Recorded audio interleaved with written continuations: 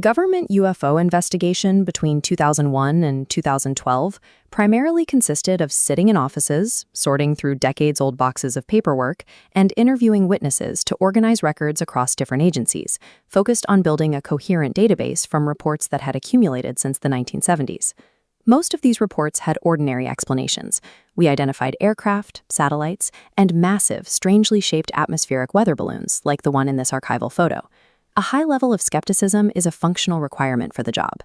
Over time, human memories naturally blur and change. When multiple people describe the same event years later, their accounts drift apart. We expect this psychological contamination. Evolving, contradictory stories allow us to identify errors and justify closing the case as a misunderstanding. Investigative scrutiny focuses on the cases where this natural drift fails to happen. These reports involve witnesses who, despite having no contact for years, describe an event with identical precision. A 1983 report originated at the Los Alamos National Laboratory, a high-security environment staffed by trained scientists and technicians. For these individuals, the professional consequences of a UFO report are significant, leading most to avoid the subject entirely.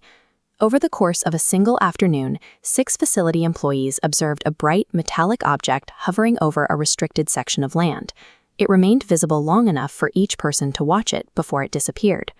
Because witnesses influence one another, investigators prioritize independent statements. These 6 individuals worked in different parts of the facility and had no opportunity to coordinate their stories. Instead of their accounts fragmenting under questioning, the specific duration, altitude, and sequence of events merged into a single, identical picture. For years, investigators attempted to break that consistency by testing the statements against weather records, military flight logs, and known aircraft schedules. Each conventional explanation was tested, and each one failed to account for the matching details. Perfect independent corroboration creates a paradox. When isolated observers provide matching, highly detailed accounts that withstand every scrutiny, the witnesses cannot be dismissed as unreliable, yet the object they described cannot be explained. At the White Sands Missile Range in April 1991, a military pilot named Phil Jenkins was running a routine training exercise in clear airspace. Visibility exceeded 30 miles, and meteorological records show no storms in the region. Jenkins observed a dark, featureless oval shape suspended above the desert. It had no wings, rotors, or visible exhaust.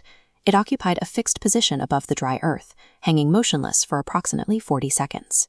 Ground control documented an unidentified radar return in the same area at the exact time of the sighting.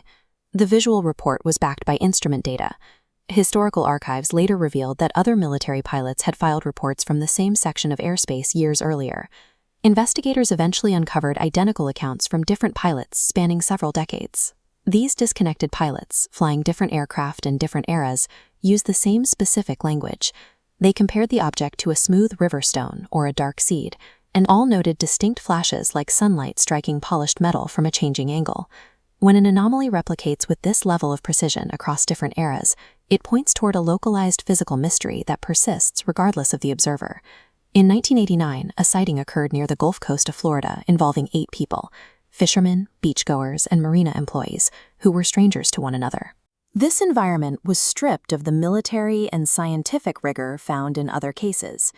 Shortly after sunrise, the witnesses observed a metallic, rounded object, about the size of a beach ball, moving through the surf. It navigated against the current, gliding under its own control until it reached the shallow water at the edge of the sand. According to the 8 witnesses, several figures emerged from the object. They stood 3 inches tall, wearing silk speech at double speed. In separate, isolated interviews, all 8 witnesses matched on every detail: the loose fit of the silver suits, the frantic movements, and the rapid audio of the speech. Investigators tested for a coordinated prank, a localized hoax, or group memory contamination. They searched for cracks in the timeline and interrogated the witnesses to find any evidence of a fabrication, but found none. This case represents the limit of inquiry.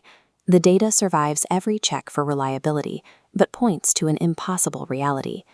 Decades later, these specific case files remain in government storage rooms, unresolved. The witnesses are aging, and the original investigators have retired. Every tool of the trade was applied to these reports.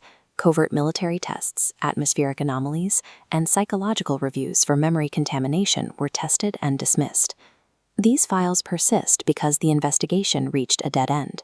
They are a record of events that cannot be categorized within our current understanding of aircraft or physics. The survival of these reports highlights the gap between an impossible event and a group of human beings who consistently insist that it occurred. Even with government resources and strict methodologies, the only scientifically honest conclusion for these cases is, I don't know.